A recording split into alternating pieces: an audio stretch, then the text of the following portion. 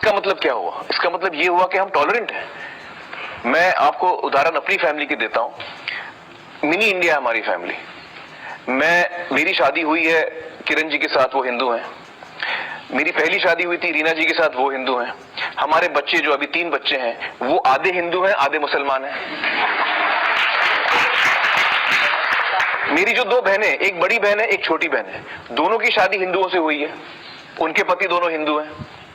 जो मेरे चचेरे भाई हैं मंसूर, उनकी शादी हुई है क्रिश्चियन के साथ। तो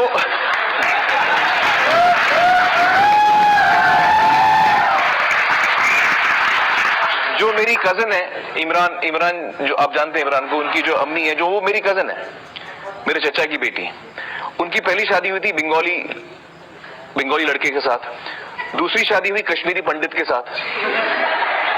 तो मतलब हर प्रांत से हमारे लोग हमारे फैमिली में हर प्रांत से आपको लोग मिलेंगे। तो ये बात मैंने कभी कही ही नहीं कि इंडिया इंटॉलरेंट है। राइजिंग इंटॉलरेंस का मतलब बहुत ही अलग होता है। कुछ लोग, जैसे मैंने कहा, कुछ लोग जो अनबन फैलाने की कोशिश कर रहे हैं, वो अलग, आप उनको छोड़ दीजिए। वो हर मजहब में मिलेंगे और उनकी कमी कम है लेकिन वो चिल्लाते ज्यादा है, तो हमको कंफ्यूजन होता है। इंडिया को मैंने आज तक इंटॉलरेंट नहीं कहा, तो मैं ये बात मानता ही नहीं हूं। दूसरी बात मैं एक और चीज कहना चाहता हूं। मेरे लिए मेरा जो देश है ना, वो मेरी मातृभूमि है, वो मेरी माँ है, वो ब्रांड नहीं है। मैं अपनी माँ को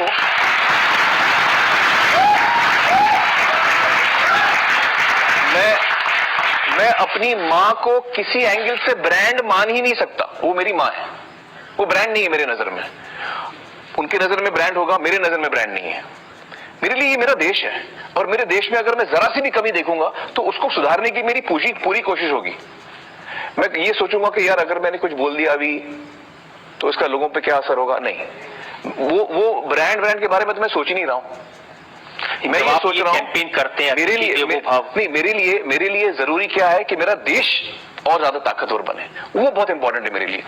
ब्रांड एम्बेसडर जो मैं हूं, मैं आज की डेट में भी इंडिया का ब्रांड एम्बेसडर हूं, आज की डेट में भी हूं मैं। सरकार ने तो आपको निकाल दिया लेकिन फिर भी मैं हूं।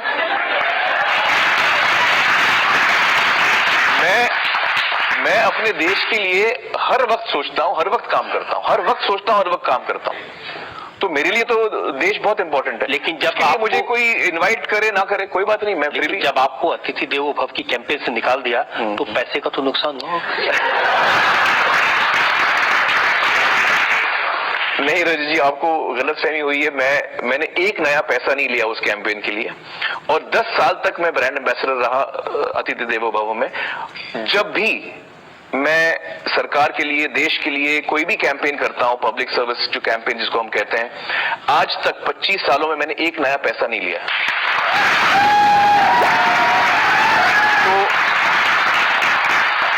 तो चाहे वो अतिथि देव भवो का कैंपेन हो जो 10 साल तक मैंने किया, या कुपोषण का जो कैंपेन मैंने किया, या जो भी कैंपेन मैंने किया है, उस सारे कैंपेन्स में एक नया पैसा नहीं लिया मैंने। चलिए सरकारी, और ना मैं आगे कभी लूंगा। लेकिन ये जो परसेप्शन बना, इससे और भी जो कॉन्ट्रैक्ट्स आपके पास थे ऐड के, वो कम हो गए। अब स्नैपडील ने कॉन्ट्रैक्ट खत्म कर दिया। एक्चुअली मैं आपको बताऊं, मैं बहुत कम एड्स करता हूं। सच्चाई तो ये है, मैं बहुत कम एड्स करता हूं। स्नैपडील का जो मेरा कॉन्ट्रैक्ट था वो 1 साल का था, वो पूरा हो गया। कई मेरे कॉन्ट्रैक्ट्स होते हैं जो कभी 2 साल के होते हैं, 3 साल के, कभी 1 साल के, तो वो अपने पीरियड में खत्म हो जाते हैं। अब देखिए खबर क्या छपी, उसके लिए ये कहना कि स्नैपडील, आमिर अकेले खान है जिनके पास ऐड नहीं, बाकी दोनों के पास बहुत सारी है। रजत जी मैं आपको बताऊं कि बाकी एक्टरों के कंपैरिजन में उनके पास बहुत कुछ है जो मेरे पास नहीं है। मैं ये बात तो मैं मान लेता हूं, क्योंकि मैं एक तो 2 साल में एक फिल्म करता हूं, इश्तिहार में बहुत कम करता हूं, मैं कहीं शोज पे नहीं जाता, मैं अलग जिंदगी जीता हूं थोड़ी।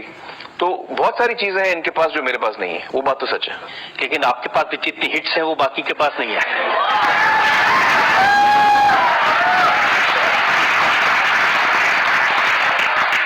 नहीं, ये रजत जी मैं कहूंगा, हम एक्टर होते हैं रजत जी फिल्म के अंदर। जितनी मेरी फिल्में कामयाब हुई हैं, अगर मैं ये सोच लूं कि वो मेरी वजह से हुई हैं, तो ये मेरी गलतफहमी है। सबसे पहले फिल्म शुरू होती है लेखक के साथ, उसके विचार, उसके थॉट्स आते हैं पेपर पर, फिर डायरेक्टर उसको सजाता है, वो नरेट करता है, हम तो उसका एक हिस्सा बाद में आके बनते हैं। तो जितनी मेरी फिल्में कामयाब हुई हैं उसका सबसे पहले क्रेडिट जो जाता है वो राइटर को और डायरेक्टर को जाता है, मतलब मैं बहुत बाद में आता हूं। तो मुझे खुशी इस बात की है कि मुझे मौका मिला ऐसी फिल्मों में काम करने का जिनका अच्छा असर हुआ समाज पर, जिन लोगों को जिनको देखकर लोगों का मन बहला। मुझे खुशी होती है कि मुझे वो मौका मिला। मैं ये कभी नहीं मानता हूं कि ये फिल्में मेरे वजह से हिट हुई हैं। मुझे अच्छा लगा उनमें काम करके, मेरा भी कुछ ना कुछ योगदान है, लेकिन अगर वो किसी के वजह से हिट हुई हैं तो वो राइटर और डायरेक्टर की वजह से हिट हुई। फिल्में हिट होती हैं, नाम मिलता है, पैसा भी मिलता है, हर तरह की खुशी आमिर खान के पास है, लेकिन आपके साथ काम करने वाले और परिवार के लोग कहते हैं कि आमिर खान रोते बहुत है। नहीं, वो तो आपका इल्जाम सही है, मैं बहुत रोता हूं। और एक्चुअली मैं आपको बताऊं रजत जी, जो जिस तरह मेरा स्वभाव है, जो मेरा नेचर है, जो भी मेरे जज्बात होते हैं, चाहे वो खुशी के हों, चाहे वो गुस्से के हों, चाहे वो गम के हों, वो मैं छुपा नहीं पाता। तो अगर मुझे रोना आता है तो मैं रो देता हूं, मुझे खुशी होती है तो मैं हंस देता हूं, मुझे गुस्सा आता है तो मैं गुस्सा हो जाता हूं। तो I don't believe in hiding my emotions. I believe कि इंसान को खुला रहना चाहिए, जो मेरे मन में है वो आपको बाहर नजर आएगा। अब जो महाराष्ट्र सरकार के साथ आप लोगों को पानी की स्कीम जी दे रहे हैं, जी। कुछ लोगों ने कहा कि आमिर इतना रोएंगे पानी उससे ही मिल जाएगा लोगों को।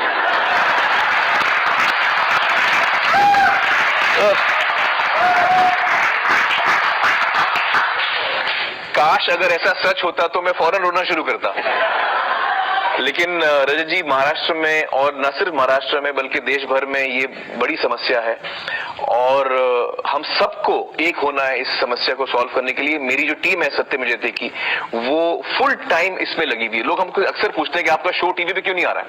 वो इसलिए नहीं आ रहा है क्योंकि हमारी टीम इस वक्त टोटली डेडिकेटेड वे में काम कर रही है। पानी के प्रॉब्लम को सॉल्व करने की कोशिश हम कर रहे हैं, सरकार के साथ मिलकर हम वो कोशिश कर रहे हैं। कुछ लोग कहा ये जो नुकसान हो गया इमेज को, डैमेज कंट्रोल करने की कोशिश कर रहे हैं। नहीं, ये तो हम लोग 1 साल से काम कर रहे हैं इस पे। पिछले 1 साल में देवेंद्र जी को मिला था, फर्स्ट मई को मैं मिला था ये प्रोजेक्ट पे डिस्कस करने के लिए पिछले साल। तो ये बात काफी वक्त से हम इस पे काम कर रहे हैं और पानी जो है ना, वो बहुत ही बड़ा इशू आगे चल के और बड़ा होने वाला है। और मैं एक चीज आपको बताऊं, पानी के लिए ना हम सबको एक होना पड़ेगा ऐसे, क्योंकि जहां हम में गैप आया पानी उसके थ्रू निकल जाएगा। ये मैं बहुत अहम बात बोल रहा हूं। पानी के लिए हम सबको एकदम एक होना पड़ेगा, कोई गैप नहीं हो हम में, तभी हम पानी को रोक सकेंगे। जब हम पानी की इज्जत करेंगे तभी पानी हमारी इज्जत करेगा। अच्छी आपकी बात है। अब जनता से लोग सवाल पूछना चाहते हैं। सर, आपसे मेरा छोटा सा सवाल है जी। आपने इंटॉलरेंस के मुद्दे पे बयान दिया कि देश में इंटॉलरेंस हो रही है, पर ऐसी 6 महीने, 8 महीने, 10 महीने, साल भर में ऐसी कौन सी इंटॉलरेंस हुई कि आपको, किरण जी को, आपको डर लगने लगा? देखिए, आप पेपर हर रोज उठा लीजिए, हर रोज किसी भी दिन आप पेपर उठा लीजिए, न्यूज पे देख लीजिए, आप देखेंगे कुछ जल रहा है, कुछ मारपीट हो रही है, कुछ ने किसको मार दिया, कुछ हो रहा है, कहीं पे बॉम्ब ब्लास्ट हो रहा है, कहीं पे आतंकवादी हैं जो उन्होंने आईएसआईएस के लोग, हम सुनते हैं कि वो अभी इंडिया में घुस आए हैं, उनके सेल्स बने हैं यहाँ पे, वो स्लीपर सेल्स में लोगों को, यंगस्टर्स को ब्रेन वॉश कर रहे हैं। तो ये मैं सिर्फ आईसिस की बात नहीं कर रहा हूं, मैं बोल रहा हूं हर जगह पे हम ऐसा देखते हैं। तो ये सारी चीजें हमको चिंता होती है इन सारी चीजों से, डेफिनेटली हमें चिंता होती है। ये चीजें पहले भी होती थी, अभी कोई नई चीजें नहीं है। हो सकता है पिछले 1 साल में ये ज्यादा इन पे रिपोर्टिंग हो रही है, ये हमको तो ये महसूस होता है जब मैं पेपर पढ़ता हूं, जब मैं देखता हूं, तो एक माहौल बना है पिछले 6-8 महीनों में। और माहौल कौन बनाता है? ये लोग बनाते हैं, मीडिया वाले। अमित, जब मुंबई में 26/11 हुआ था, जी, तब डर नहीं लगा? बहुत डर लगा था। तो आपने कुछ नहीं कहा था? नहीं, बहुत डर लगा था। डर क्या, मैं एकदम डिप्रेशन में चला गया था। इतना मुझे सिवियर डिप्रेशन हुआ था कि करीबन 1-2 महीने तक मैं उस डिप्रेशन से बाहर नहीं निकल पाया था। बहुत ही बड़ा सदमा मुझे पहुंचा था। और ना सिर्फ मैं, मुझे लगता है मुंबई में जितने लोग रहने वाले थे या देश भर में, शायद हो सकता है क्योंकि हम मुंबई में रहते हैं हम पर ज्यादा असर हुआ होगा, लेकिन बहुत ही डिप्रेस हो गया था मैं। जो ये पूछ रहे हैं उनकी बात का सब्सटेंस ये है, हाँ। जैसे 26/11 हुआ था, जी। ये कोई नई बात नहीं है ना कि 6-8 महीने में कुछ घटनाएं हो रही हो। घटनाएं हमेशा होती रही हैं, घटनाओं की रिपोर्टिंग भी उसी तरह से होती रही है। जी। उसी तरह की चीजें अखबार में छपती, उसी तरह की चीजें टीवी पर आती रही। अब अचानक क्या हो गया? नहीं मैं एक्चुअली, मुझे ये एक फीलिंग है जो मैं आपको बता रहा हूँ।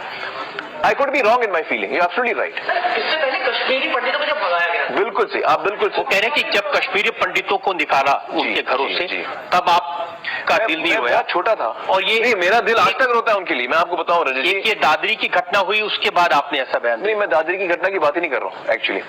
मैं आपको बता रहा हूँ, अभी आपने कश्मीरी पंडितों की बात की, मैं आपको कहना चाहूंगा कि ये बहुत ही शर्मनाक बात है, बहुत ही शर्मनाक बात है कि हमारे देश में हम सब के रहते हुए कुछ लोग हैं जिनको अपने घरों से निकाला गया है। ये बहुत ही शर्मनाक बात है। और सबसे ज्यादा शर्म की बात यह है उन लोगों के लिए जो वहां के रहते हैं, वो उनका ये फर्ज बनता है कि वो अपने कश्मीरी पंडित भाई को अपने घर में लाके रखें, बोले कि हम आपको सिक्योर करेंगे।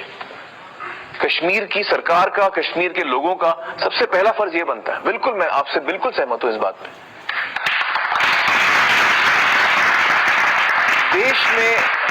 देश में चाहे कोई भी जगह हो, कोई भी प्रांत हो, हर हिंदुस्तानी, वो मेरे लिए ना वो मुस्लिम है, ना वो हिंदू है, ना वो सिख है, ना वो ईसाई है, अगर कोई हिंदुस्तानी मरता है तो वो हिंदुस्तानी मरा है।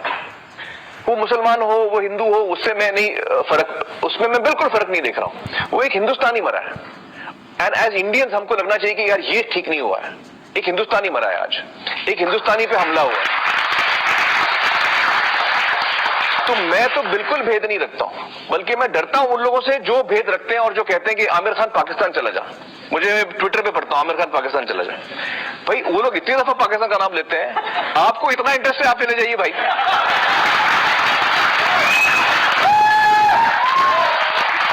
तो इसलिए नाम लेते हैं कि कम से कम आपने ये बात बताई। जी। इसलिए नाम लेते हैं कि आपने पब्लिकली कहा कि मुझे मेरी वाइफ ने कहा कि अगर डर लगता है क्या हम इस मुल्क को छोड़ के चले जाएं? एक्चुअली रजत जी, मुझे क्या होता है, वो तो सोच भी सकती हैं कि कहीं चले जाएं। ये जो लाखों लोग हैं, ये कहाँ जा सकते हैं? तो सोच भी नहीं सकते। नहीं, सवाल ही नहीं उठता। ये ख्याल आया, आपने उस वक्त क्या कहा उनको? मैंने कहा कि आप ये बहुत दुख जो आप कह रही हैं, इससे मुझे बड़ा दुख हो रहा है। जो आप कह रही हैं उससे मुझे बड़ा दुख हो रहा है। देखिए, लोगों के मन में जो डर है ना, उसको आप दोष मत दीजिए। अगर मेरे मन में डर है किसी चीज से, मुझे अगर आप कहें कि भाई इस कमरे के बाहर जो है वो शेर बैठा है और मुझे डर लगने लगता है, फिर मैं कहूंगा भैया वहां तो शेर था ही नहीं, तो शेर शायद ना हो वहां पे, वो आपने शायद गलत बताया होगा मुझे, या कागज का शेर हो वहां पे। लेकिन मेरा डर तो कागज का नहीं, मेरा डर तो सही है भाई, डरा तो दिया आपने मुझे। तो किसी की भावना को आप लाइटली ना लें, ये मेरा मानना है।